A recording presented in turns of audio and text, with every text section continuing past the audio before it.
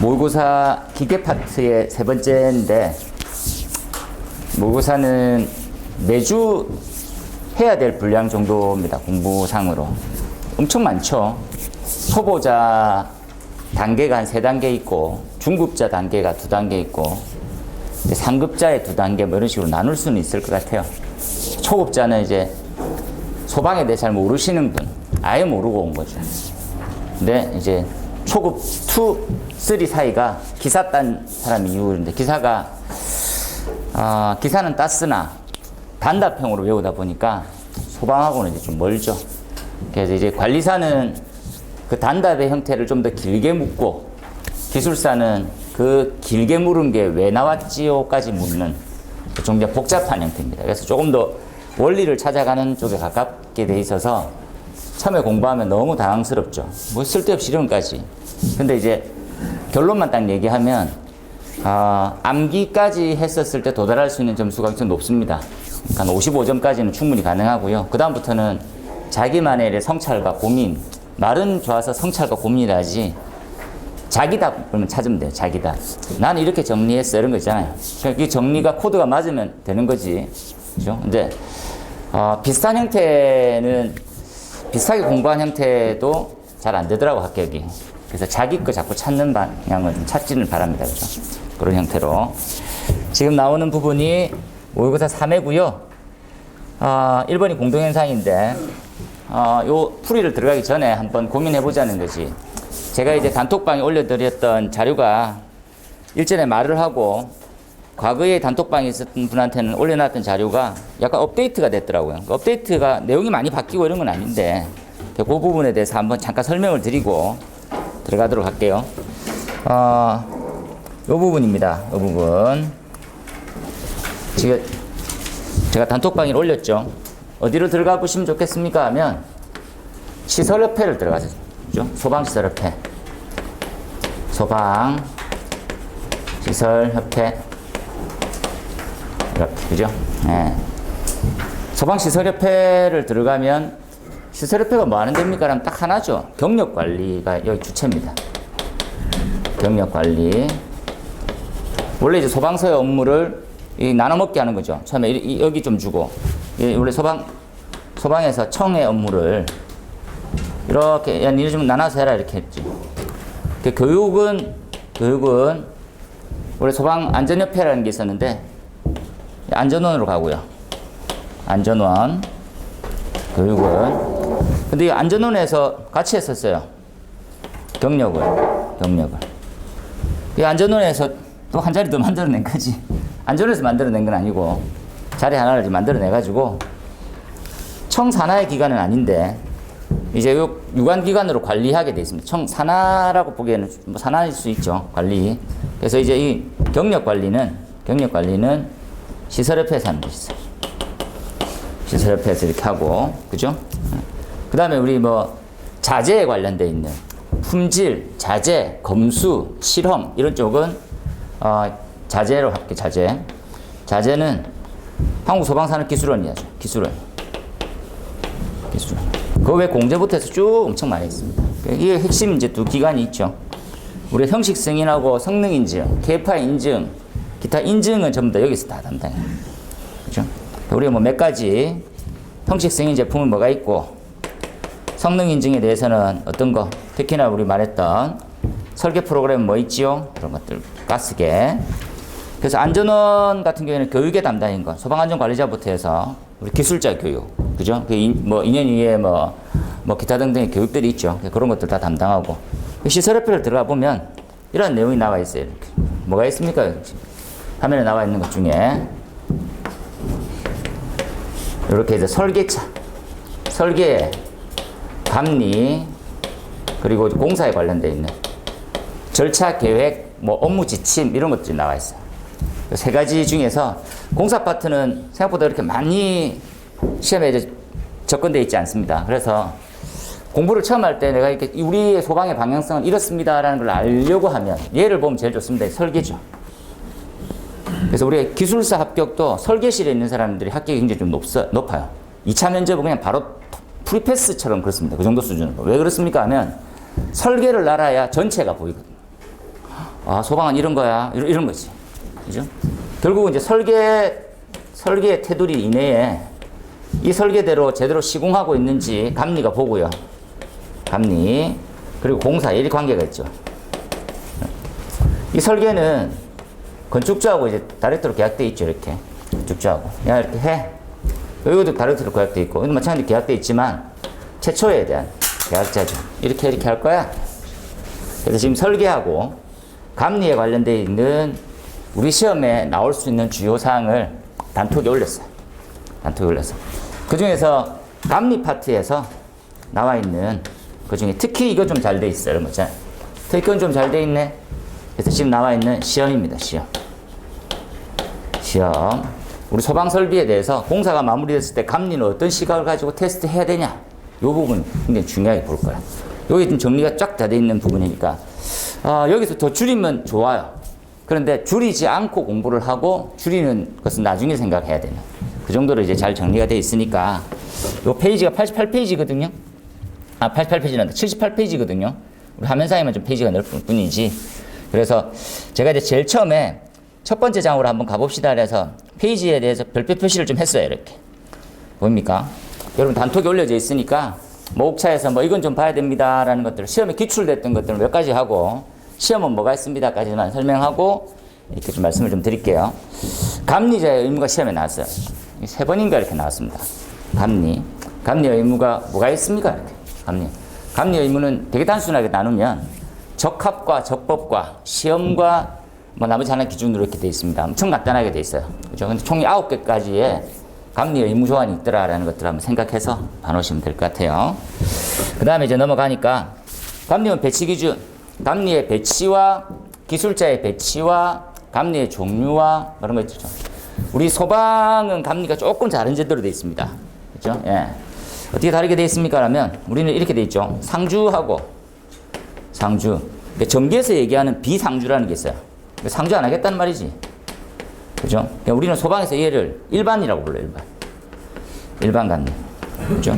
근데 전기에서는, 상주의 감리는 이 기간부터 여기까지, 그리고 비상주는 여기서부터 여기까지 이런 개념이에요. 그러니까 전체 기간에 들어가는 사람을 상주, 부분적으로 들어가는 사람을 비상주, 이런 개념으로 봐. 그러니까 우리는 상주는 처음부터 끝까지 가는 사람, 비상주는 규모가 작으니까 일주일에 하루만 가도 되는 사람, 이런 걸 있지. 감리의 개념이 조금 달라요. 그래서 우리는 상주 감리하고 일반 감리 나눠져 있지. 일반 주택 같은 경우에는 아시다시피 3만 이상에 대한 일반 건축물이고, 공동주택은 우리가 16층 이상에 500세대 이상이면 대상. 근데 여기 최악의 쓰레기 같은 제도라고 했었습니다. 기억납니까? 이 말도 안 맞는 말이, 그래서 얘기하다 보면 자꾸 짜증이 나는데 16층 이상이잖아요. 그래서 499세대가 있어. 499세대. 이거 우리가 총 5개 할 수 있거든. 5개. 그래서 일반 감리가 총 몇 세대 할 수 있습니까? 2500세대에서 5세대 빠지는 거. 2495세대 이렇게. 총 할 수 있어요. 현장 다른 거를. 이게 말이나 됩니까, 이게? 응? 너무하지 않습니까? 정신 차려야 되는데. 공동주택 볼 게 있습니까? 그래, 그렇게 따져보니까 할 말은 좀 없지만, 공동주택 볼 게 없습니까? 그러니까 공동주택 사람 죽잖아요. 그것도 제대로 막 시공 안 하면, 이게 비상주라는 개념이고, 일반 감리인데, 이 비상주 감리를 하면 준공 때 바꿀 수가 없어요. 단순하게 생각해보면, 이게 499세대라고 하는 형태가 동수에 따라서, 층수에 따라서 동수가 달라지겠죠. 층수에 따라서. 그러니까 한 10개 동이 있어. 10개 동까지 가면 안 되지. 한 4-5개 동 있는 거야. 일주일 하루에 가갖고 검측이 되냐는 거지. 이거 하루 검측하고 있고, 동일날 탓을 한다면 다 돼. 가서 이거 보고 저거 보고 저거 하는데, 이 다 단차도 있고 층수도 다르고 다 다른데, 하루는 이거 하고, 하루는 이거 하고, 하루는 이거 하고, 하루는 이거 하는 거야.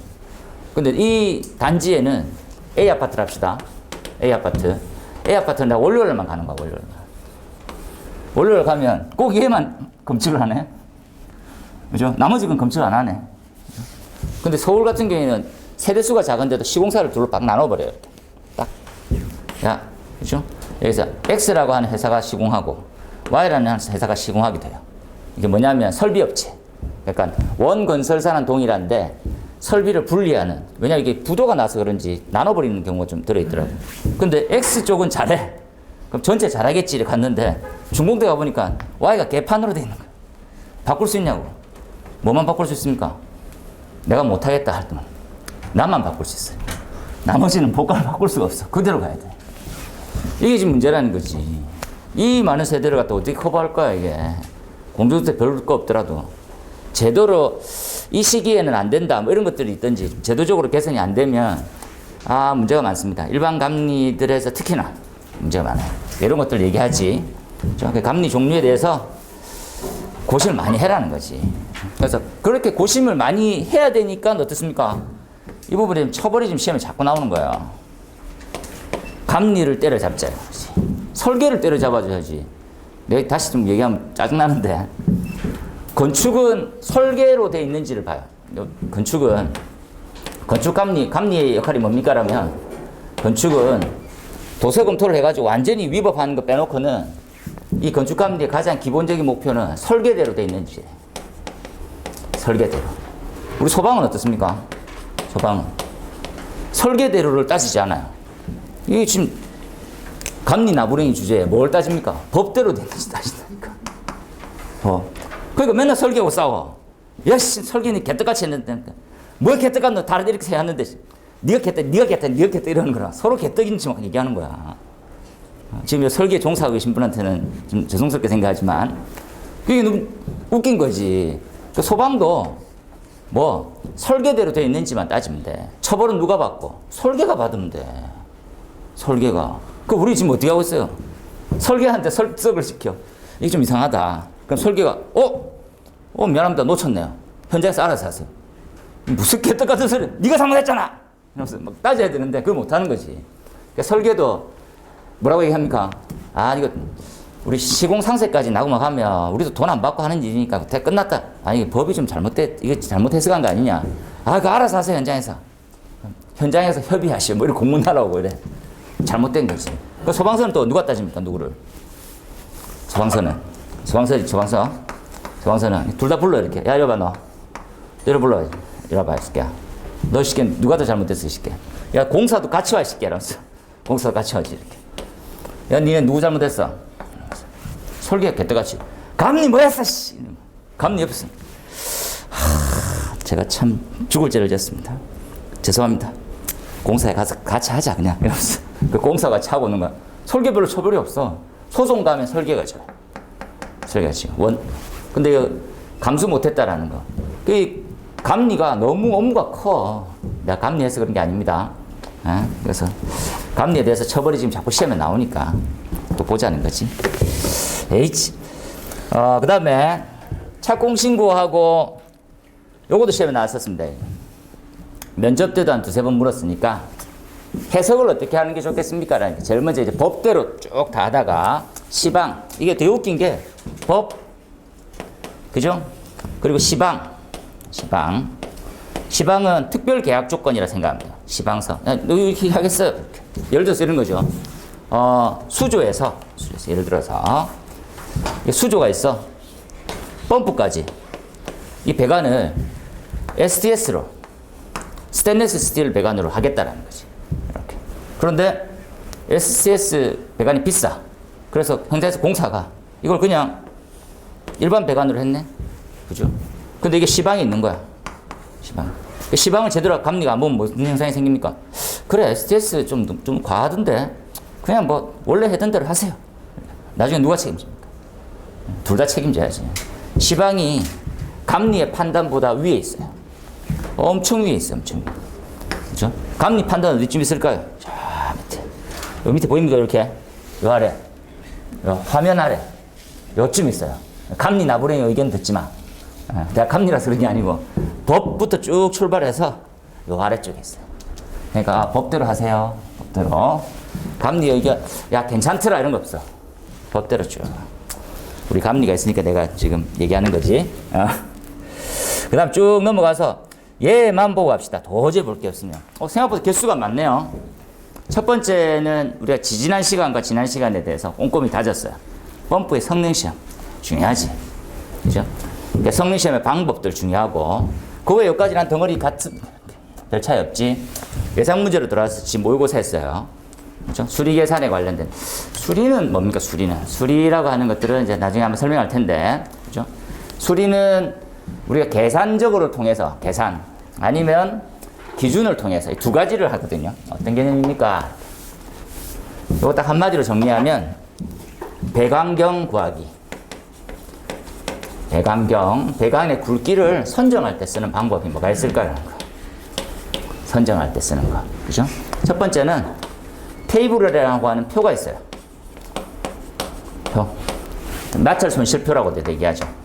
손실이 적혀 있는. 이 배관은, 이 부품은, 또 이 길이는 뭐 이런 것들 있죠. 그에 따라 가지고 손실이 정해져 있는 거. 두 번째, 이런 표는 맞을 수도 있고 틀릴 수도 있으니까 안 돼. 그죠? 뭘로 합시다? 계산하는 거지. 손실을 계산해서 계산에 맞는 있는 구경을 구하라는 거예요. 이러한 구경을 구하는 형태의 방법을 수리계산이라고 해요. 수리계산.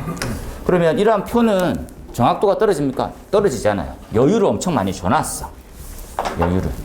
여유치를 줬어요. 여기는 속뜻은 뭡니까? 여유. 이 여유가 생기는 이유는 뭡니까? 경험에 의해 생겼어요. 경험. 실제로 소화전 5개 정도 틀어보니까 이 정도 마찰 손실이 걸리더라는 거지. 그걸 표로 쭉 짠 거예요. 경험에 의해서. 근데 지금은 초고층이고 굉장히 넓은 면적이고 심층화되다 보니까 이 경험에 대한 여유치가 부족할 때가 있어요. 부족해지면 말단에서 불이 안 꺼질 수가 있겠지. 그럼 다시 계산을 해봐, 정확하게. 그죠? 여기서 단적인 예는 이렇습니다. 원래 이 두 개를 단순하게 비교하면 실이 이렇게 해서 실이 똑같은 실인데 펌프부터 나가는 쪽에서 똑같다고 생각합시다. 반대편에서 이제 규약이라고 해서 법대로 한단 말이거든요. 또는 시방이라는 말을 붙여요. 아니면 오른쪽은 수리 이렇게 불러. 펌프부터 요까지 제일 멀리 있는 데까지 헤드를 10개 똑같이 계산해. 어떤 식으로 계산합니까? 기준개수가 10개예요. 10개 기준개수일 때, 스프링클러 일 때 10개에서 나오는 물의 양을 동일해 라고 출발해. 이해됩니까? 10개. 왜? 한 개당 80리터씩 나와요. 곱하기 10개예요. 이렇게 계산하는 거지. 그런데 실제로 불이 나버리면 헤드 하나 끝에 터졌을 때는 어떻게 해? 물이 얼마큼 나오고 두 개 터졌을 때 더 어떻게 나오고 다 달라지는 거지. 왜? 배관의 마찰 손실이 다 다르니까 당연히 달라질 거지. 그것들을 고려하지 않아. 왜? 고려하면 너무 복잡한 거야. 그래서 여유치만 딱 팍팍 줘놓고 야, 그 정도 나와. 해결해봐. 이런 거고. 오른쪽은 실제로 80이 아니죠. 80이 아니다. 계산해보니까 이게 점점 증가하더래. 10개이지만. 이렇게 된 거야. 야, 계산을 다 해봐. 얼마 나올 줄 몰라. 쭉 끝에 오니까 어떤 차이가 생깁니까? 여기서 유량이 부족해지는 거야. 유량 부족이 생기는 거지. 그래서 유량을 어떻게? 보완을 해야지, 보완. 그래서 여기서는 얼만큼 펌프가 필요합니까? 800 똑같이 썼어요. 펌프는 수원이 여기는 800으로 계산되어 있어요. 800리터. 하지만 여기는 계산하니까 1000리터야. 1000이 필요한 거죠. 계산을 해보니까. 그래서 이런 식으로 좀 필요하다는 거지. 어떻게 할수록 이런 게 꼭 필요하냐는 거지. 모든 시스템은 필요해. 그런데 법적으로 이렇게 하라는 법은 없어요. 법으로. 그러니까 어떤 식으로 야, 규모가 크면 좀 했으면 좋겠다 해서 성능 때 많이 집어넣어요. 성능 위주 설계하면 성능이 무조건 나와야 되니까 수리를 계산해서 펌프 시스템을 구축하길 바라는 거야. 그 절차를 조금 알아보자는 거지. 요거 지금 좀 밀고 있습니다. 10점짜리. 재현 TAB 중요하죠. 계산서 중요해. 여기서 특히나 중요한 것들은 이제 예상 문제도 나왔지만 시스템 이펙트 중요해요. 정리할 거고. 도펜 테스트 얼마 전에 했댔지. 잘 나요. 그죠? 하스모그 테스트도 나왔어. 설계 프로그램도 알고 갔으면 좋겠어. 그래서 이것들을 쭉 페이지 몇 페이지 안 되죠. 그래서 우리 교재하고 비교해서 이렇구나. 내용이 거의 같아요. 같은 내용들을 넣었기 때문에 거의 같습니다. 한번 보자는 거지. 이렇게. 그래서 해당되는 페이지 쪽에 별표를 막 해서 파일을 올려놨으니까 쭉 그냥 편의상 쓱 넘겨보다가 별표가 나오면 이건 해야 되는 거구나 생각하셔가지고 정리해 놓으시면 되겠다는 거지. 설계를 한번 가볼까? 설계는 전체에 대한 방향성을 우리가 이해하는 거예요. 설계는 지금 여기 이제 소방시설 설계 절차서라고 나와 있어. 설계 절차서. 시험에 나왔던 것들 정리해 볼까? 건축 허가 동의 개정됐죠. 뭐뭐뭐가 들어가서 더 중요하다고 했었습니까? 조산원, 산후조리원, 전기 저장 시설. 조산전 적어놓고 나중에 뭔지 모른다. 조산전 조산전이 뭐지? 건축 허가 동의에 조산전이라는 게 중요한가 보네요. 조산전 외우세요. 중요해. 건축 허가 동의가 최근에 좀 많이 밀고 있어요. 좀 중요해요. 착공신고 대상 보고 설계 전체를 절차를 좀 알면 좀 편하죠. 우리가 이제 어디 누구한테 먼저 하고 소방서 어떻게 하고 건축 허가 동의를 어떻게 받고 그런 것들. 무창층 시험에 나온 데 있죠. 무창층이지. 무창층 나와요. 무창층 소방의 법에 보면 이게 진짜 위험하다 이렇게 정리가 돼 있죠. 단순하게 예를 들어 보면 이렇게 봅시다. 옥내소화전이 있어요. 옥내소화전은 어느 정도 규모가 되면 옥내소화전 설비를 넣어야 됩니까? 저게 수계를 쓰는 수동식 시스템이죠. 수계를 쓰는 수동식. 사람이 있어야지만 됩니다. 그렇죠? 이게 연면적 3,000제곱미터예요. 이렇게. 그런데 얘가 지하층, 무창층, 4층 이상 지무사라고 보통 이렇게 표기를 하거든요. 이래 되면 600제곱미터만 넘어도 해줘야 돼요. 바닥이 600제곱미터. 엄청 크지. 그래서 외워도 크구나. 위험하구나. 위험 3종 세트지. 잘 이해하도록 하세요. 임시 소방시설 나오지. 그죠? 임시 나오고 특례 나옵니다. 특례는 강화 소급 기준 나온 데 했었어요. 그죠? 나머지는 설계 절차들이 쭉 있으니까 이 중에서 나는 좀 했으면 좋겠다라는 것들 몇 가지가 지금 이제 간이 여기서는 펜이 써지는 타입이 아니었구나. 아니네요. 이거 볼게요. 간이 그리고 조기 진압. 그 미분무와 물분무만 보고 가셨으면 좋겠어요. 가스계는 무조건이고. 이 설계 절차가 계산이 돼 있어요. 지안이 중요한 거는 화면에 안 나오니까 당당히 들어오셔도 된다고. 그죠? 이게 뭐 교회 목회 같은 느낌이네요. 이렇게 싹 조용히 들어오셔가지고 이렇게 체크하고 계시면 됩니다. 이렇게. 나머지는 공부를 위해서 한번 보시는 건 나쁘지 않을 것 같아요. 설계에 관련되어 있는 전체 절차니까 다른 거는 크게 없고 바뀌어 있는 것들 생각할까요? 요 제가 바뀐 거는 체크했습니다. 이렇게 용량 상정 방법에 별표 이렇게 하고 지금 이제 케이스 기준 이게 21년도 6월부터 바뀐 거예요. 요거는 과거법이 들어가 있습니다. 지금 그렇죠? 그래서 21년 6월부터 비상전원에 대한 용량 상정 방법이 피지법에서 개선이 됐잖아요. 준비하고 그러니까 이런 것들 한번 요거 시험에 나왔었어요. 소방부하고 비상부하고 뭐가 있냐? 수용률 예상 문제입니다. 수용률 도대체 뭐지? 근데 이거 10점짜리 넣기에는 우리 책이 요 곳의 분량은 조금 부족해요. 그래서 수용률은 알고 가시면 좋습니다. 수용률은 동시에 어느 정도 쓰는 거냐 이렇게 묻는 거죠. 소방은 100%죠. 소방은 수용률이 100%입니다. 100%란 말은 불나면 전부 다 써요. 전부 다 100%로 돌겠어요. 그런데 일반 전기 전열이나 전등은 100%를 쓰지 않죠. 100% 가구가 동시에 다 불을 켜는 경우는 없으니까 그런 개념으로 이해하면 되지 않을까 싶고요. 그리고 단톡방에 또 예를 올렸어요. 용어사전은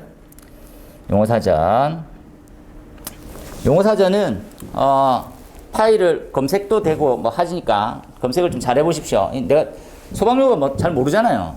이거 돈 주고 찾기도 네이버한테 끝까지 계속 물으면 네이버도 엄청 귀찮아하거든. 그만 물으라고. 그러니까 이런 것들 하나 가지고 있으면 되겠다는 거지.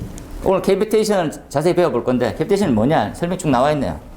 처음에는 이 설명도 알아먹기 힘들지. 그래도 이런 용어사전이 있다는 자체가 우리한테 좀 큰 힘이 될 수 있는 부분이니까 한번 보고 가셨으면 좋겠습니다. 여러 가지 용어들이 엄청 잘 나와 있더라고. 그죠? 그래서 한글 파일로 있었으면 수정하기는 편하실 텐데 PDF로 HWP로 되어 있지만 PDF로 되어 있어요. 그거 조금 더 고려해서 보시면 될 것 같고요. 짧게 한번 볼까요? 1번부터. 자, 공동입니다. 공동. 모의고사를 한번 펴시고, 공동. 공동은, 제가 이제 공동이 뭐다 이렇게 설명을 하는 것도 중요하지만, 늘 말씀을 좀 드릴 때, 우리가 이제 두 가지 시스템을 하죠. 수계라고 하는 부분의 시스템과, 그죠? 아니면 뭐, 소화 쪽과 경보 쪽으로 한번 정리해 볼까요? 소화 쪽과 경보 쪽이 있어요. 경보 쪽. 이 진짜 이 두 시스템에서 가장 엄마 같은 역할을 하는 걔는 누구냐는 것이 누구냐. 그렇죠? 예. 그래서 경보 쪽에서는 수신반이라고 하는 수신기죠. 수신기가 컨트롤 타워입니다. 수신기 물론 이제 소화에 대한 컨트롤도 같이 하죠. 그리고 소화에서 가장 핵심은 펌프죠. 펌프를 잘 알고 가자. 펌프, 수신기. 이 수신기의 변전사만 짧게 한번 얘기하면 과거 P형에서 R형으로 가고 아날로그 R형으로 갔다가, 그죠? 지금 아날로그 R형이 유사한 형태가 인텔리전트 시스템 뭐 이런 말을 써요. 인텔리전트 시스템 이렇게 나오는 거지. 그렇죠? 이건 뭐 지능형이라고 생각하면 되죠. 지능형. 지가 알아서 다 조절도 해주고 감지도 하고 뭐 이렇게 하는 것들 생각해 놓고, 펌프로 한번 가보면요, 펌프는 첫 번째 선정이 중요하죠. 선정 때 우리가 고려해야 될 사항들이 도대체 뭐가 있었습니까? 라면 얘에 관련되어 있는 부분들이 비속도라는 말이 나왔었어요. 비속도. 이 비속도를 알면 이 비속도에 대한 확장성을 알게 되는 상사를 알게 돼요. 상사 법칙을 이렇게 알게 되죠. 요 두 가지는 유도시까지만 마무리하면 합격하는데 전혀 부족함이 없습니다. 여기까지만 정리하면 되겠지. 그죠? 그 다음에, 문제가 생길 수가 있어요. 어떤 문제가 생길 수 있습니까? 비속도만 정리해보면, 이 펌프는 이제 원심이라는 것들도 우리 쓴다는 거 알 수 있고요. 어떤 형태에서 곡선의 기울기 이런 것들 등등 다 알지. 비속도에 따라서 우리가 말하는 축동력이나 양정이나 기타 등등에 대한 효율이 어떻게 변화될지도 예측이 되죠. 두 번째, 이 원심 펌프를 가져와서 또는 펌프를 가져왔는데 어떤 문제점이 생길 수 있을까? 이걸 고민해야 되죠. 어떤 문제가 생기나요? 첫 번째가 공동이라는 게 생길 수 있어요. 공동 현상. 우리가 말하고 있는 캐비테이션 이렇게 불러요. 캐비테이션. 물 속에는, 그죠? 우리가 알다시피 공기가 막 들어가져 있어요. 그죠? 예. 액체 내에 공기가 있는데 어떤 환경이 되면 물 속에 있던 공기가 튀어나와요. 공기야 이러면서, 그죠? 예. 그렇게 나오는 형태를 공동이라고 부를 거예요. 이 공동의 관계가 이렇게 연결이 돼요. 잘 이해해 놓으세요. 비속도보다도 더 어떻게 되면 공동이 발생될 수 있을 거라는 거지. 이게 같이 연결되는 거니까 꼭 한번 이해를 해서. 우리가 지금 문제점은 어떤 개념으로 받아들이면 됩니까? 소화 실패로 연결되죠. 소화 실패. 발생하면 소화 실패예요. 그러니까 개요에 뭐가 발생해서 어떤 현상 때문에 뭐가 문제되고 어떻게 돼서 결국은 소화 실패에 빠져서 다 망하는 거지. 그런 내용이 처음에 조금 시작돼요. 보십시오. 그죠? 비속도에 대해서 용어 정리하면 얘하고 상충되는 형태가 우리가 말하는 흡입수도, 흡입양정이라는 말을 배우게 돼요. 흡입, 양정 또는 수두. 그죠? 예. 그래서 이 관계가 MPSH라는 말을 만들어내고요. 이게 AV와 ID가 어떤 관계 때 어떤 문제점을 일으키는지가 정리가 될 거예요. 두 번째, 뭐가 있습니까? 쉽게 얘기하면 수격이 발생될 수 있죠. 수격, 모터 해머링. 그죠? 모터 해머링은 뭐 방지법과 발생되는 것들을 좀 더 생각보다 좀 잘 알 수 있는데 어느 정도 수준까지 지금 와 있습니까? 라면 운동 에너지가 압력 에너지로 전환이 왜 되느냐는 거지. 그죠? 볼까요? 자, 운동이 속도의 변화가 압력을 변화를 야기시켜서 피해를 야기시켜요.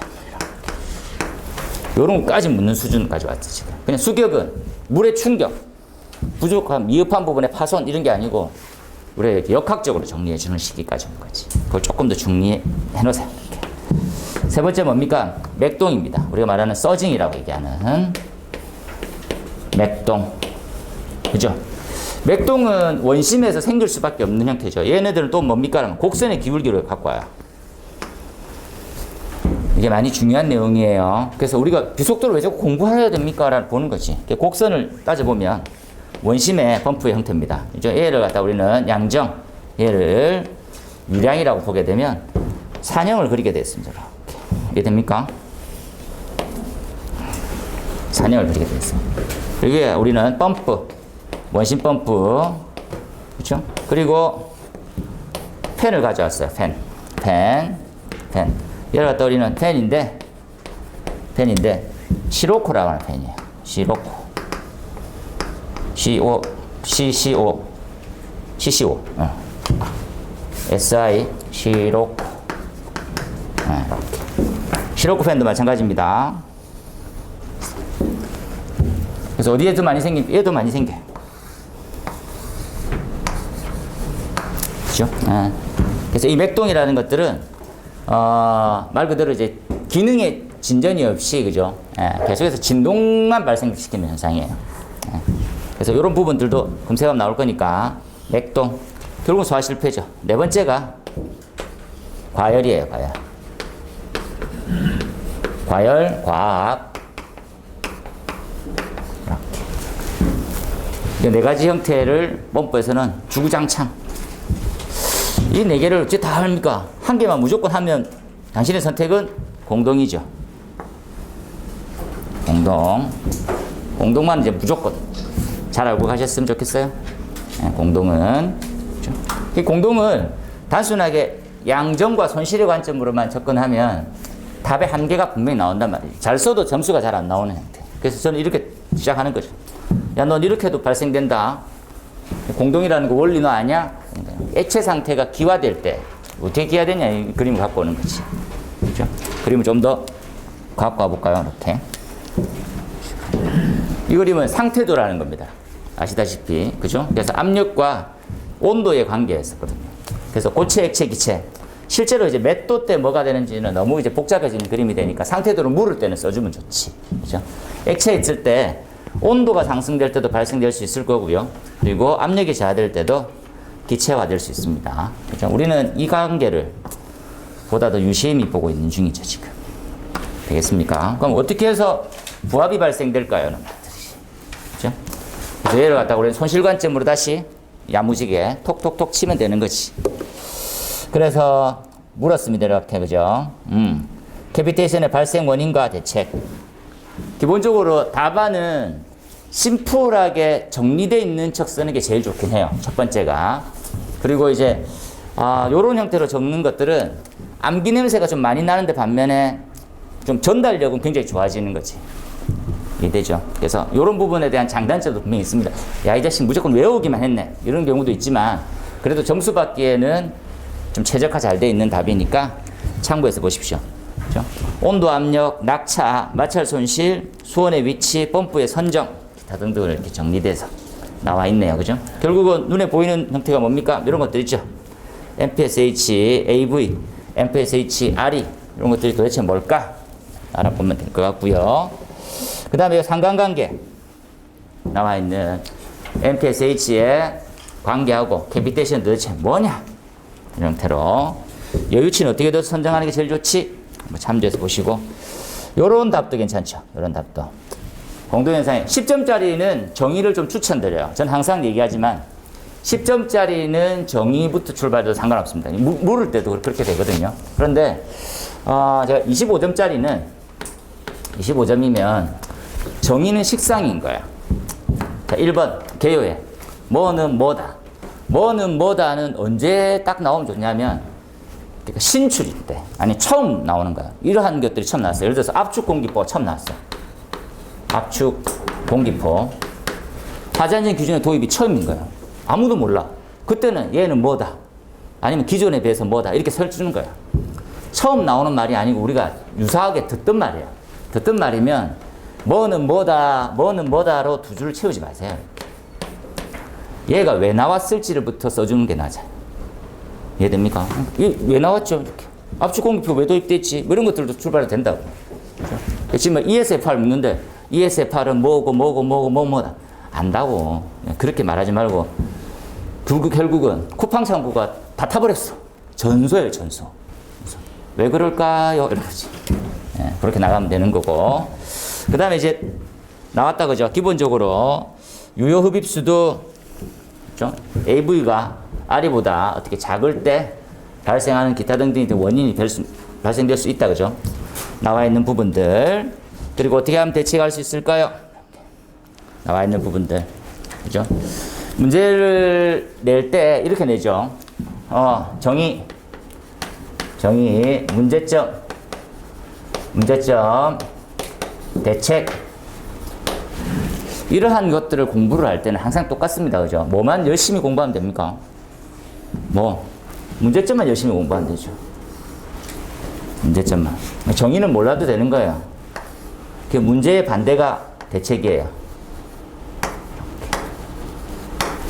그 대책을 따로 공부하지 말고. 이 말은 무슨 말입니까? 문제점을 열심히 공부해놔라고. 반 페이지 정도. 그 문제점의 반대가 대책이 돼요. 그렇게 해서 적어주면 됩니다. 그렇게 해서 여유치를 얼마 둬서 해라. 손실, 임펠러 나와 있어요. 맥동입니다. 맥동은 우리 교재에 나와 있는 그림으로 해서 다시 한번 설명드릴 텐데, 그죠? 이 교재에 나와 있는 요 그림 엄청 심플하게 잘 그렸어요, 지금. 요 그림 형태를 정리를 좀 해주세요. 그죠? 지금 맥동은 나오기 직전 계속 준비하고 있고, 이제 맥동이 나오면, 서징이 나오게 되면 얘입니다, 그냥. 그죠? 일반적으로. 그죠? 그래서 맥동이라고 하는 부분들이 산형인 때, 여러 가지 조건으로서 발생되지 않은 5가지 조건에서 발생되는데, 실제로 이제 펌프보다는 덕트에서 훨씬 더, 팬에서 훨씬 더 많이 발생되거든요. 그래서 팬에서 발생되는 것들을 중점적으로 공부해 놓는 것들이 훨씬 더 낫지 않을까 하는 생각으로 넣어놨습니다. 그죠? 그래서 맥동 방지 대책 반 페이지씩 정리해서 잘 해놨어요. 그죠? 그 다음에 가마밸브. 가마밸브는 저는 가마밸브 지금 나오기 직전까지 계속 준비하고 있는데 계속 안 나오고. 우리나라에서 쓰고 있는 가마밸브는 딱 2 종류가 있습니다. 그죠? 직동과 파이로트식 있습니다. 감압이라는 게 도대체 뭘까요? 이런 거죠.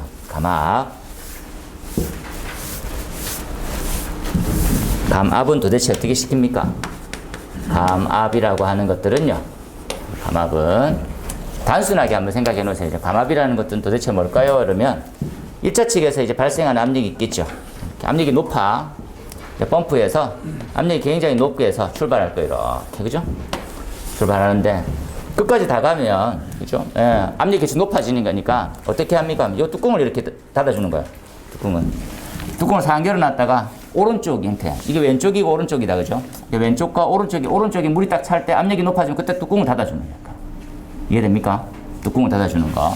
그래서 실질적으로 여기가 요 가운데서 쓰고 있는 명칭을 가마밸브라고 부를 거예요. 가마밸브는 2차 측, 가마밸브 기준점으로 1차 측, 1차, 2차가 있는데 2차로 공급되어 가고 있는 과정 속에는 열어주고 2차 압력이 내가 설정 압력까지 되면 닫아주는 그런 역할을 계속 반복할 거예요. 이렇게. 부족해지면 열어주고, 그죠? 근데 확 열어줘가지고 제 시간에 못 닫아주면 압력이 높아질 거라는 거지. 그 전에 닫아주는 역할. 그죠? 평상시에는 열었다가 닫아주는 역할로 해서 압력을 맞춰 놓을 거예요. 예를 들어서 여기가 1.5 메가파스칼 단위로 설정되어 있고 2차는 1.2가 됐으면 좋겠다. 그럼 처음에 뚜껑이 열려 있는 거예요. 압력이 쭉 가다가 2차 압력에 압력 게이지가 필요하겠죠. 야, 보니까 왜 2차 압력이 1.2까지 가네? 그럼 뚜껑 닫아주는 거지. 그런 역할에 대한 반복이에요. 그럼 2차가 1.2까지 됐어. 근데 2차 압력이 떨어질 때 또 나오는 거지. 왜 그렇습니까? 호스를 이렇게 전개해서 물을 쏠 때입니다. 이해됩니까?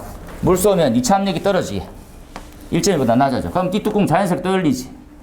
야, 계속 쏴. 그 다음에 불 다 껐어. 물 나가는 거 없어요. 그러면 닫아주는 거지. 그 역할에 대한 반복이에요. 근데 어떻게 보면 좀 신뢰도를 높이기 위해서 이 방식도 쓰고 이 방식도 쓰는 거지. 근데 원칙은 기본적으로 가장 단순한 게 직동이죠, 직동. 직동하고 같은 놈들이 뭐가 있습니까? 하면 볼까요? 릴리프 같은 것들도 같은 원리입니다. 릴리프 밸브, 우리가 안전 밸브라 하는 것들. 평상시에는 닫고 있다가 해당 압력 되면 열어주는, 약간 반대되는 개념만 있을 뿐이지 똑같은 원리로 되어 있는 거니까 단순하게 생각하세요. 여기를 좀 더 고민해 보자는 거지. 어떻게 하면 조절이 되나요? 구경의 축소예요. 구경 축소. 잘 한번 이어가세요. 구경 축소하는 건가요? 구경을 축소시켜서.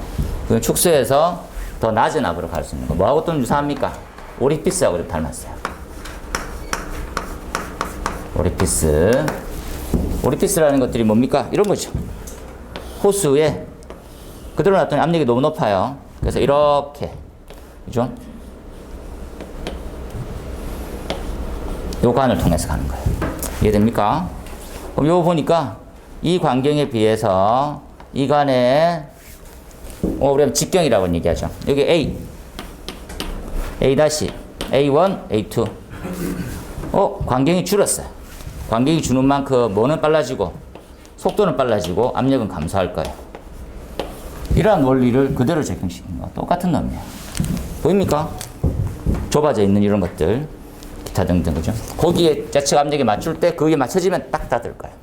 이 원리도 들어가 있으니까 참조해서 보시고 이 직동식이 파이로트하고 가장 큰 구분은 뭐 특이하게 별로 없는데 약간 보완이 하나 더 있죠. 요 위에 기본적입니다. 이렇게 얘가 얘예요.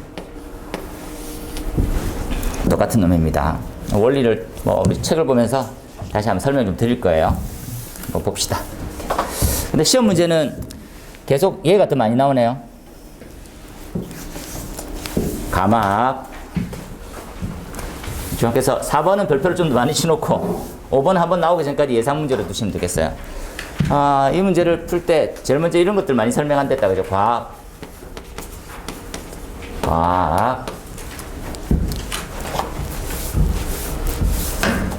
이렇게 전기하고 똑같은 게 과전압이 있고 부족전압이 있죠. 둘 다 문제가 되잖아요. 소방도 과압과 부족전압, 부족압은 둘 다 문제예요. 둘 다 소화 실패로 빠진단 말이지. 그죠? 그래서 과압에 관련된 것들을 예의주시 많이 하고 있다고 했었습니다. 첫 번째 한번 정리해 볼게요. 그죠? 첫 번째. 뭐 이건 정리라기보다는 반복했던 설명을 같이 떠올리라는 거지. 수계 때. 물일 때는 뭘로 대책을 마련하나요? 어떤 대책을 마련합니까? 감압 방법이 있었죠, 지금. 감압 방법이 있어요. 요 시스템들 전체 다. 어떻게 이제 단을 낮춘다든지 아니면 중계 펌프를 쓴다든지 기타 등등. 그래서 얘가 최근에 시험 문제 나왔었어요. 그래서 또 쓸 수 있는 거지. 그 다음에 안전 밸브 같은 걸 달아주는 거죠. 감압 밸브. 그리고 안전 밸브. 그죠? 그 다음에 릴리프라는 말. 이런 것들 막 써주죠. 기본적으로. 그 외에도 엄청 많습니다. 그죠? 기타 등등으로 막 있는 것들.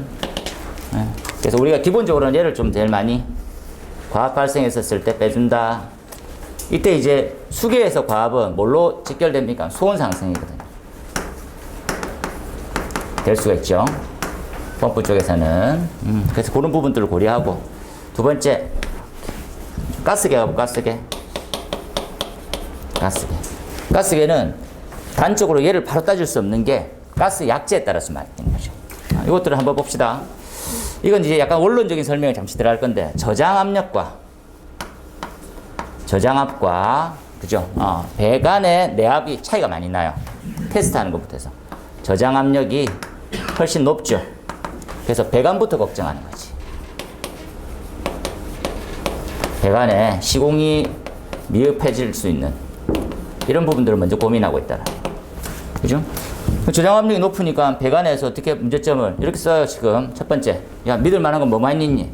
안전 밸브가 있지. 안전 밸브. 이 안전 밸브가 최악이죠. 전 세계 유례를 찾아볼 수 없을 정도로 최악이 달려있어요.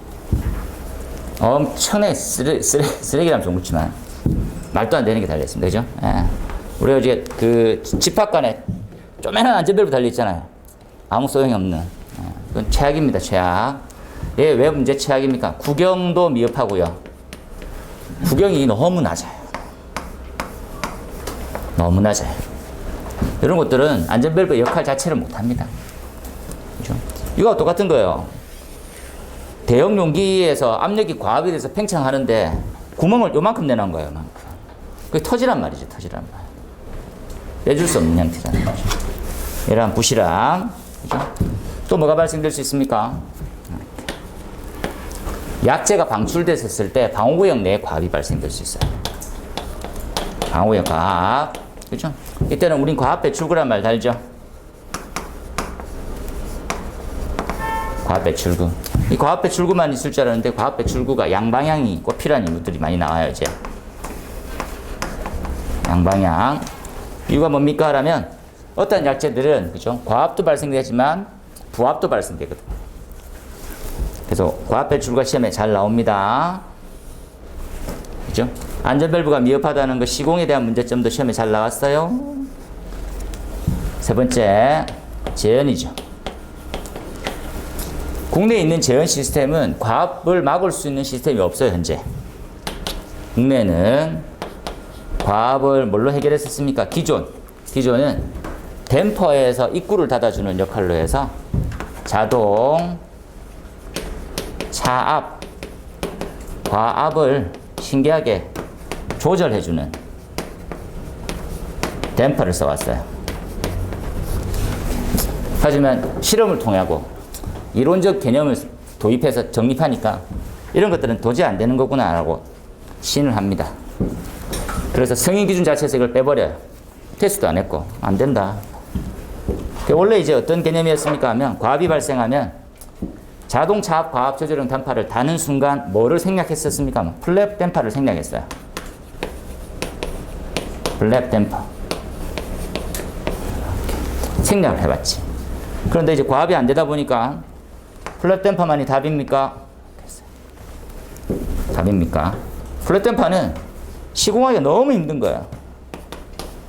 시공성이 너무 낮아요. 달 데가 없어요. 벽에 이제 구멍을 뚫어 놓는 거하고 똑같은데 누가 언놈이 거기에 구멍을 뚫습니까? 단열성도 떨어지는데 이런 것들은 에너지 효율 등급에도 많이 저해를 갖고 올 수 있어요. 그럼 이 답은 어디로 해놔야 되지? 이 플랩을 계단실로 빼놓나? 과압이 발생되면 어디로 빼야지 정상일까? 고민을 많이 하는 거예요. 안 되겠구나. 그래서 그냥 과압이 안 생기게 바꾸는 게 좋겠지. 이러한 대안으로 가는 거예요. 그래서 회전수 제어라고 썼어요. 인버터라고 하는.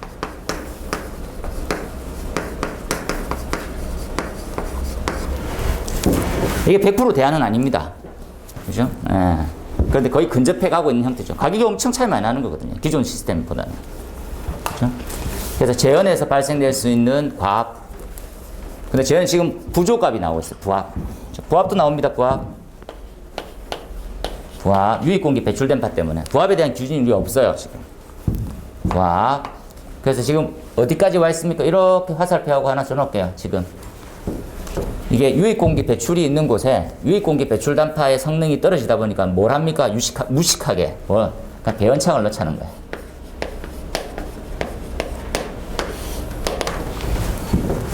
배연창. 이게 도대체 무슨 말인지 못 알아듣겠는데 간단하게 한번 설명해 볼게요. 그죠? 이런 겁니다. 이게 이제 계단인 거예요. 계단인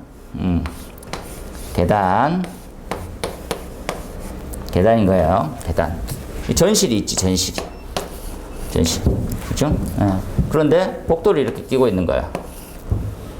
복도를 끼고 있어. 그러면 여기다가 바람을 열심히 집어넣고요. 이걸 급기해서 여기서 생길 수 있는 뭉게뭉게 연기 이런 것들이 생기겠죠. 이렇게. 이런 것들이 침투하지 못하게 바람을 열심히 집어넣어요. 그래서 이 계단을 연기로부터 안전하게 보호하는 특별한 형태로 만들어 놨어요. 얘를 갖다 우리는 특별 피난 계단이라고 부를 거야. 특별 피난 계단. 전실에 급기를 시켜주는 방식. 그죠? 그러면 이 문이 만약에 열리게 돼. 이거 바람을 열면, 이렇게 문을 만약에 열면 여기 있는 가압된 게 여기로 들어갈 수가 있잖아요. 이 두 개가 동합이 되게 하면 이 연기는 자연스럽게 떠올 수 있어요. 그래서 어떻게? 여기 만약에 이렇게 열게 되면 여기 바람이 공급이 되자마자 그걸 빼주는 게 필요하죠. 여기다가 바람을 빼줄 구멍을 만들 거예요.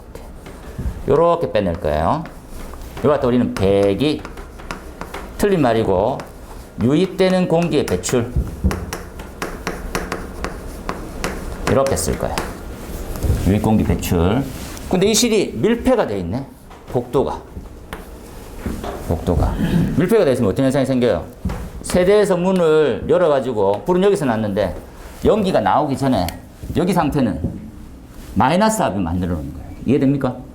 여기 왜? 쭉 빨고 있거든요. 여기가 바람은 여기가 마이너스 압이 돼요. 연기가 나오기도 전에. 그럼 이 문을 열리는 순간 연기는 훨씬 더 잘 나오게 되고요. 문제가 생기겠지. 그래서 어떻게 여기다가 문을 뚫어주자는 거예요. 이렇게 문 열어주는 거지. 이해됩니까?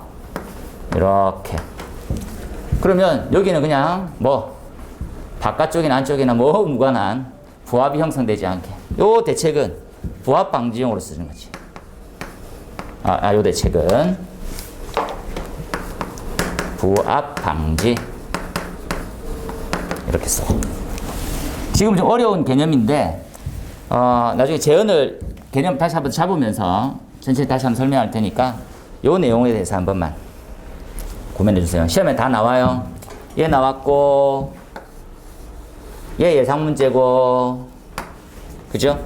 가스계는 얘 시험에 엄청 많이 나왔고, 얘 불과 얼마 전에 나왔어요. 시공의 미흡함. 재현은 얘 나왔었고, 그죠? 예, 그리고 회전수 제어 나올 문제고, 지금 며칠 전에 대구에서 했던 세미나에서 요 내용 나왔고, 큰 의미는 없습니다. 근데 이거 뭐 배연창 달아라 했지 뭐 배기창 뭐 이런 말을 쓰는데 소방이 말장난을 좀 없애야 돼요. 말장난을. 그 배연창 달면 제일 좋지. 근데 배연창이 못 다는 구조가 많단 말이지. 그죠? 그러니까 어떤 식으로 해야 됩니까? 제일 좋은 방법은 이 문이 열릴 때 어떻게 여기서 빠지면 돼요. 이해됩니까? 이 문이 열릴 때 얘를 빼면 돼. 열리에서 들어가는 만큼만 빼면 된다고 볼까요? 넣어놨고 문이 열리는 순간 바람이 공급되죠. 이 공급량만 빼주면 된다고. 이게 이상적인데 우리 국내 시스템 전혀 그렇게 할 수가 없어. 안 하고 있어. 그죠? 예. 요 문 열리는 센서를 통해서 이게 열리기만 하면 딱 좋은데 안 하고 있네. 그렇게 특허를 낼까? 그런 방법이 있다라는 것이. 요거 나옵니다. 요거는 한 번 더 설명을 할게요. 수업 시간에 보면 압니다. 그죠? 부스타 국가 수조로 이렇게 단차를 주고 나누는 거. 그 다음에 원래 5번 문제는 이런 방향성으로 제가 내려고 했었어요. 어떤 방향성이니까 하면 적어 놓을게요. 한 방향을 더 넣으려고 하니까 문제는 너무 복잡해지는 거야. 그죠? 그래서 이렇게만 쓸게요. 전 문제를 좀 수정하고 별표 치고 오늘 퇴근이라고 적고 오늘 퇴근. 못 풀면 저도 안 가면 되니까 그렇게 속편한 생각을 버려라고 저한테 얘기할 것 같지만 원래 두 가지입니다. 그죠? 이 문제는 첫 번째 왜 냈습니까? 주차장의 현행 시스템은 노답입니다. 노답이에요. 그럼 어떻게 해결하면 되겠습니까? 라면 기존 시스템을 다 바꿀 수가 없거든. 여기다 뭐가 좀 추가가 됐습니까? 하면 전기 충전기가 들어왔어요. 전기 충전 시설. 참고로 2015년부터 매년 몇 퍼센트 이렇게 막 증가하고 2030년대는 뭐 한 40% 이상 찰 거라고 하는 예상치가 지금 나오고 훨씬 더 빨라질 거예요. 그죠? 타보면 아시잖아요. 요즘 택시 다 전기차던데. 타니까 거짓말 좀 못하면 누워서 가겠더라고. 아니 너무 넓어져가지고 다리를 뻗었는데 내가 다리가 짧구나. 다리가 짧네. 괜히 뻗었네. 다리가 닿을 줄 알았는데 다리가 안 닿더라고. 그만큼 넓더란 말이지. 전기 충전에 연관이 ESS, 그죠? 그리고 리튬 이온, 그죠? ESS, 리튬 이온, 열폭주. 시험에 나오면 저거 들어봤었는데 하나까지는 해라고. 열폭주 그죠? 이게 들어가는 거야. 이렇게 어떻게 해결할 거야? 어떻게 답 없는데. 그래서 답 나온 게 뭡니까? 다른 시스템을 넣으면 돼요. 설비를 투자하고 넣으면 되는데 그걸 안 하는 거야. 안 하면서 잽실하게 뭐 살수밀도만 좀 높여보자는 거야. 답을. 살수밀도 근거 없이 나오는 거예요. 지금 12.2 이렇게. 그죠? 그러면 첫 번째입니다. 첫 번째 어떻게 하면 12.1을 만들 수 있을 거죠? 첫 번째 얘는 Q거든요. Q. 그래서 얘를 K 값을 증가시키면 돼요. K를 늘려서 K를 늘린 답. 잽니다. 한번 보고. 두 번째, 수평거리를 줄일 거예요. 수평거리만 손댑니다. 수평거리만 손대서 될 문제가 아닐 수도 있어요. 지금 이게 좀 복잡해서. 그 조건이 있습니다. 조건이 정방향으로만 헤드가 배치되어 있고요. 정사각형이란 말입니다. 정사각형. 그죠? 정방향이고, 기존에 있는 시스템은 2.3m로 되어 있어요. 반경이 2.3m로 이루어져 있는 설계다라는 거. 얘를 얼마로 줄이면 되겠습니까? 가치만 할게요. 그러니까 가정치만. 얘는 115 정도 넣으면 가능했었더라는 거예요. K 값이 80에서 115로 증가되면 가능했었어요. 수평거리는 R은 1.7m 가능하더라는 거지. 얘를 내고 싶어요. 이건 좀 다듬어야 되기 때문에 이걸로 좀 부족해지면 한번 다듬을 거예요. 그걸 낸 줄 알았었는데 좀 빠졌더라고. 부산에서 세미나를 하는데 저는 얘기했죠. 그 지금 답을 다시 최대한 어떻게 찾아볼 거라고 했었는데 그런 게 있더라고. 수조를 만드는 게 있더라고요. 수조를 어떻게 만듭니까? 플라스틱으로 돼 있는데 이 플라스틱 공구가 되게 재미있게 돼 있어요. 어떤 형태냐면 이렇게 돼 있거든요. 이렇게. 그죠? 이렇게 비어 있어. 그러니까 물을 부으면 얘가 밀려 나가잖아요. 이게 반대로 돼 있나? 좀 특이한데. 이 물이 이렇게 차서 물이 이렇게 저장이 되니까 물의 힘으로 이게 바깥쪽으로 안 밀리는 거예요. 차를 넣더라도. 이해됩니까? 무슨 말인지. 나 사진을 올릴게. 그래서 이렇게 높이가 한 50cm 정도 됩니다. 걔를 갖다가 이렇게 넓혀 차만큼 이렇게 만들어 놓고 자동차를 여기 넣는 거예요. 이렇게.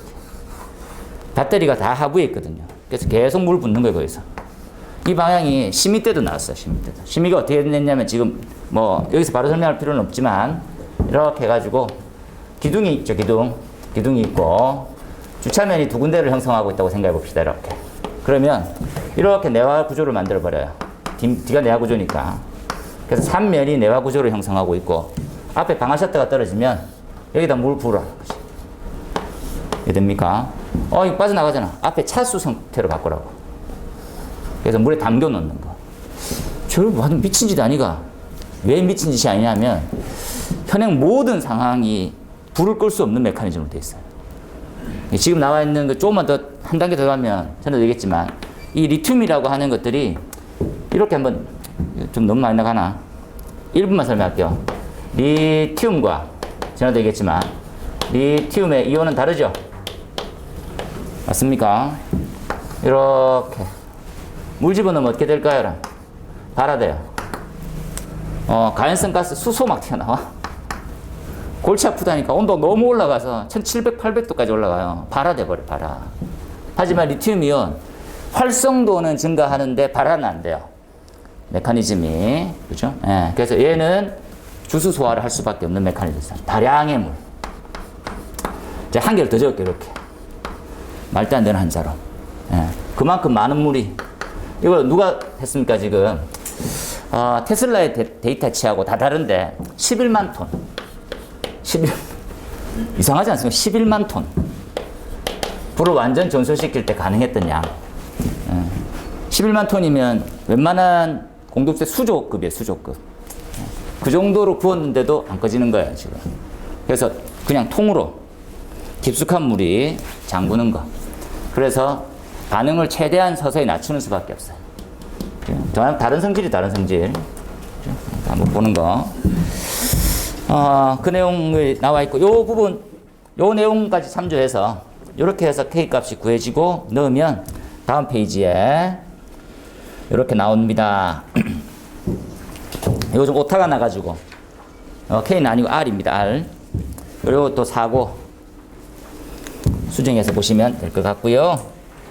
그 다음에 템퍼 스위치.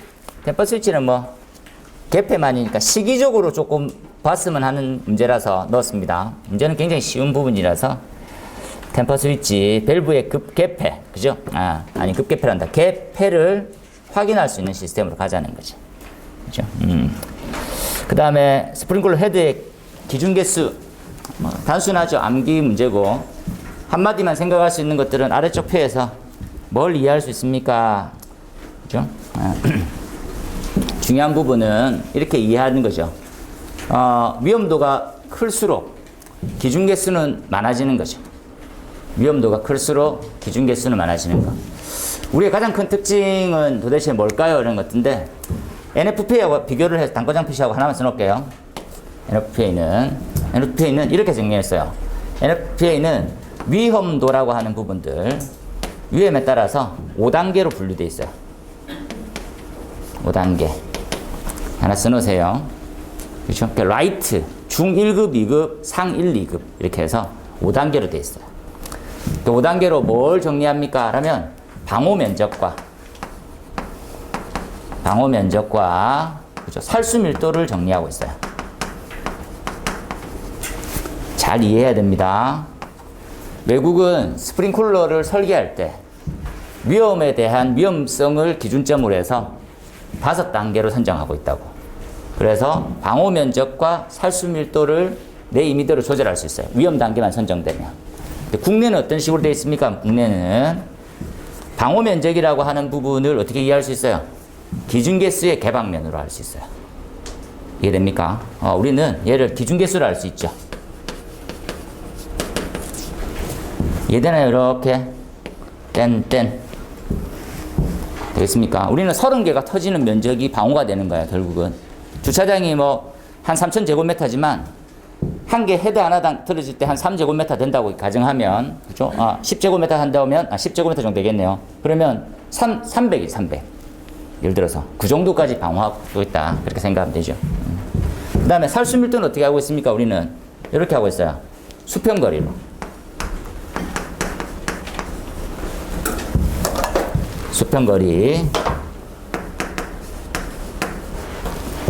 수평거리. 근데 이게 같다라고 말을 절대 못하는 형태가 이렇게 달라요, 이거는. 얘는 같아요. 같은 개념인데 얘는 다른 개념이에요. 왜 다른 개념입니까? 하면 얘네들의 살수 밀도에는 뭐가 들어갑니까? 하면 방수 압력부터 해서 다 들어와요. 우리의 개념은 뭐가 빠집니까? 압력에 대한 개념이 없어요, 지금. 압력은 약간 똥 떨어져서 계산하고 있어요. 그래서 살수 밀도를 하지 않고 압력에 따라 다 바뀌잖아요. 그래서 어떤 식으로 수평거리에 압을 포함시켜야지 살수 밀도가 되거든요. 무슨 이해되죠? 수평거리에다가 압력을 넣어야지만 살수 밀도가 된다고. 외국은 살수 밀도가 더 중요한데 우리는 쓸데없이 뭐 수평거리만 고집하고 있는 거예요. 그래서 뭐 수평거리에 대한 기준조차는 없어져야 되는 것 중에 하나예요. 뭐 2.3, 헤드강 2.3 이걸 물의 압력이 얼마에 따라 가지고 다 바뀌잖아요. 밑에 쏟아지는 물의 양이. 그걸 뭘 자꾸 따지고 있어, 그거를. 바보 같은 짓이지. 그죠? 이런 거예요. 헤드 하나 하고 2.3m가 돼야 돼. 2.3m 예를 들어서. 응? 예를 들어서. 그런데 얘 2.4가 됐네. 그걸 구속하고 처벌한다니까, 지금. 여기에 물을 조금 더 넣으면 되죠. 압력. 이거 훨씬 더 많이 나오잖아. 다 해결될 거잖아. 근데 반대로 하고 있다니까, 지금. 압력은 고려 안 하니까 주구장창 이거 하고 있는 거예요, 지금. 우리나라. 이런 문제를 왜 따지냐, 근데. 따지면 구속되는데. 여기까지 정리해 놓으세요. 이렇게. 그 다음에, 얘는 또 왜 냈습니까? 보면, 레크식 창구 보이나요? 쿠팡 창구. 기준 개수만 많이 되면 불은 꺼져요 라는 착각을 완벽하게 실현화 시켜줬어요. 기준 개수 아무리 많이 잡아먹고 수원양 아무리 많이 준비해도 헤드 안 바꾸면 말짱 도루묵이야 하는 거지. 시스템을 안 바꾸면 안 된다는 걸 보여준 거지. 쿠팡 창구의 한마디입니다. 그 다음에 수리계산 절차 잘 돼 있죠. 요렇게 10점짜리 외우세요. 수리계산이 뭔지 몰라도 알고 쓰면 합격인데 모르고 써도 점수 나오죠. 모르고 쓰세요, 일단. 수리계산 절차 예쁘게 확인하시고, 하디클로스, 관리사 문제 나왔기 때문에 낸다고 말했습니다. 관리사도 나오는데 기술사가 모르서 될 일입니까? 모르는 사람이 훨씬 많아, 근데, 절차 10가지. 다음 페이지까지 10가지 있어요. 10단계로 해라. 쓸 일은 없어요. 시험에만 나올 뿐이지. 한번 나오고 맙니다. 요거 예상 문제였죠. 별표 치고. 이게 중요도가 있습니까 하는데 한 번 나오고 말 때까지만 계속. 그러니까 되게 재밌는 실험을 하네요. 그죠? 열 반응 실험. 어떤 개념입니까? 여기에 샌드 버너라고 하는 이제 버너를 피워요. 기름은 흘러갈 거고 이만큼 떨어져 있는 거리에서 반응이 도대체 몇 초 이내에 동작됩니까를 따질 거예요. 되게 단순하잖아요. 그죠? 왼쪽은 표준 반응형이고 오른쪽은 조기 반응형일 때. 이게 이제 KS 규격은 훨씬 더 많이 있습니다, 여러분. KS 규격에는 헤드 종별이 훨씬 더 많이 있어요. 그래서 그 종별은 KS는 컨실드형이라고 해서 헤드가 캡 안에 들어가져 있는 헤드 타입도 있어요. 그것도 같이 실험을 해요. 유사한 그림으로 되어 있으니까 그것도 한번 추가로 말씀만 좀 드릴게요, 나중에. 지금 나와 있는 것들은 측벽경 헤드의 위치, 뭐의 위치. 자, 위에 보면 몇 초 이내에 줄만 치고 하나 외우면 되겠다, 그죠? 되겠습니까? 이렇게. 지금 뭐, 가연물이 있으면, 이 정도 시간 이내에 동작하겠군요, 여기까지. 어려운 거 아니니까 준비하세요. 전혀 어렵지 않다, 그죠? 25점짜리, 요거는 수업 시간에 해야 될 상황처럼 좀 많이 있는데, 답에 대한 정리는 요 정도 수준으로 해도 충분합니다. 그 다음에 2번은 별표 치고요, 25점짜리는. 얘는 좀 안타까운 말이지만 50점이 넘어가기 전까지는 손을 많이 대지 마세요. 이걸로 해서 뭐 확 올라가도 좋은데 미리미리 해놓으면 좋지 않습니까 하는데 뭐 굳이 이렇게. 근데 지금 RTI하고 열평형 작동 시간은 이 수준까지 와 있다라는 것만 숙지하세요. 이제 과거에 우리가 뭐 그냥 RTI는 뭡니다 라는 형태에서보다 훨씬 더 깊이가 덜 가졌다 한번 생각하시고, 그 다음에 3번에 시험장치 보고 가셨으면 좋겠습니다. 시험장치 국내와 해외 기준 보고 가시고요. 그 다음에 안 나온 지 꽤 돼 갖고 냈어요. 인터락. 우리 인터락이라고 하는 부분들은 준비작동식으로 해서 다 이해하고 있는데 좀 다른 시스템입니다. 그래서 인터락이라고 하는 부분을 뭐 싱글, 더블 인터락으로 해서 프랙션하고 좀 비교해서 준비해 놓으시면 되지 않을까 뭐 보셨으면 좋겠습니다. 그죠? 내용만 적든지 다음에 있는 답처럼 그림까지 이렇게 넣어가지고 하셔도 충분히 가능할 것 같고, 좀 이렇게 보면 되겠네요. 오늘은 30분 전까지 마치려고 했었는데 요 말이 좀 너무 쓸데없이 길어진 거가 좀 있네요. 지금 다시 말씀드리지만 주 단위 공부를 자꾸 선택하세요. 주 단위. 학원 입장에서는 전체 계획의 플랜을 짜드리고 전체는 이렇습니다. 여러분 여기까지 와 있어요. 이렇게 말씀드리고 싶은데 그러면 공부가 너무 많이 버거워지고 한없이 길어진다는 느낌이 생기거든요. 그렇게 하지 말고 시키는 대로만 하되 일주일에 요만큼만 하자는 거예요. 제일 좋은 방법은 딱 하나입니다. 그죠? 이렇게 일이 4개 있는 걸로 정리하면 된다 했었죠. 이렇게. 하루에 1개씩만 하면 됩니다. 요까지만 생각하세요. 나머지 생각할 필요 없이 하루에 한 문제만 내 것으로 만드는 형태의 과정을 거치면 됩니다. 이 과정만 좀 얘기해도 좀 길어지죠. 이해를 해야 되고 암기를 해야 되고 쓸 수 있을 단계거든요. 이게 진짜 어려운 거예요, 여러분. 이해하고 암기하고 그리고 쓰기하고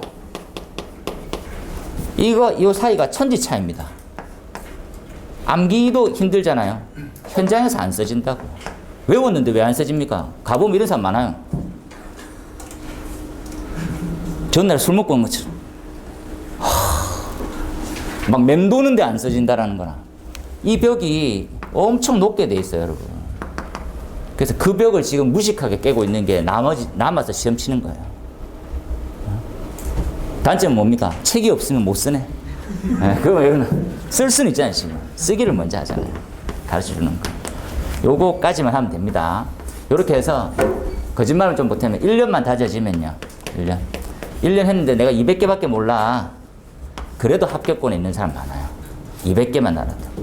200개만 어떻게든지 내 것 만들어갖고 막 거짓말 좀 붙여놓고 하잖아요. 운 좋으면 거의 합격권에 가 있어요. 그 다음 주에 조금만 다져지면, 와, 진짜 하나도 모르는 것 같은데 합격된 사람도 많아. 이런 거지. 1년만 고민하면 됩니다. 좀 쉬었다가 수업 들어가도록 할게요.